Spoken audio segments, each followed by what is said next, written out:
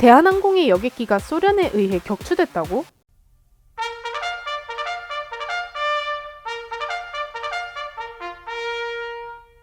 안녕하세요, 지식스토리입니다. 40년 전쯤 소련의 전투기가 우리나라의 민간 항공기를 격추시킨 사건을 혹시 알고 계신가요? 칼기 007편 피격 사건.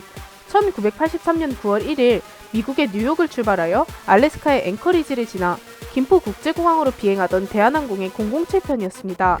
여긴 총 246명의 승객과 23명의 승무원이 타고 있었고, 이 중에는 미국을 여행하고 돌아오는 한국인과 미국에서 한국으로 여행 또는 업무를 보러 가던 미국인, 그리고 캐나다, 중국, 일본, 필리핀 등 여러 나라의 국민들이 함께 있었습니다. 미국 하원 의원인 로렌스 맥도널드도 함께 탑승했죠. 새벽 2시 7분, 대한항공은 나리타 관제소와 함께 정상적인 코스를 통과했다고 교신했습니다. 이보다 1시간 전, 소련의 수호-25는 사할린 근처에 소련 영공을 침범한 한 비행체가 있다고 교신을 하고 있던 상황이었습니다.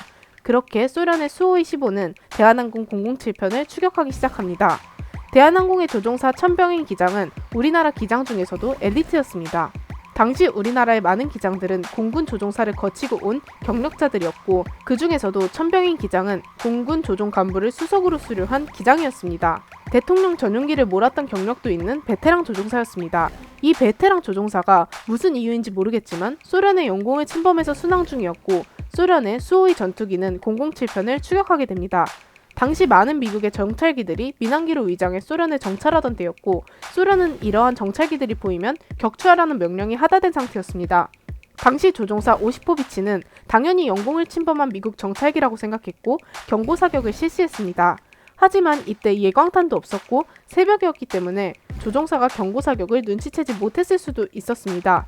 하지만 그때 오시포비치에 따르면 경고사격 후 007편이 갑자기 속도를 늦추면서 고도를 올렸고, 이것은 경고사격을 눈치채고 공격적인 행동을 한 것이다 라고 판단해 격추를 하였다고 밝혔습니다. 전투기가 갑자기 느리게 날게 되면 속도를 잃고 추락하는 것을 노렸다고 주장하는 것이었습니다. 그렇게 탑승객 전원이 요격당해 사망하는 사건이 벌어지게 됩니다.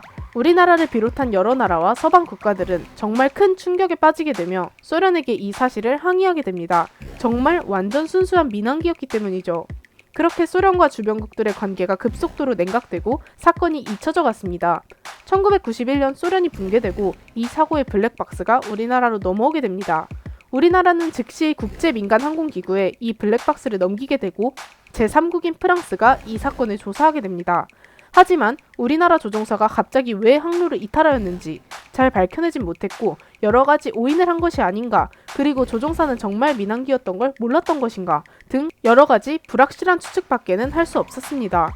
냉전시대 때 살벌한 분위기를 고스란히 우리나라가 짊어졌고, 이 결과 민항기가 남의 영공을 침공하더라도 격추를 하는 주체가 모든 책임을 물어야 한다는 내용으로 시카고 협약이 개정되었습니다. 아직도 여러가지로 우리들에게 미스테리와 공포로 남아있는 이 피격 사건, 진실은 무엇일까요? 감사합니다. 지식스토리였습니다.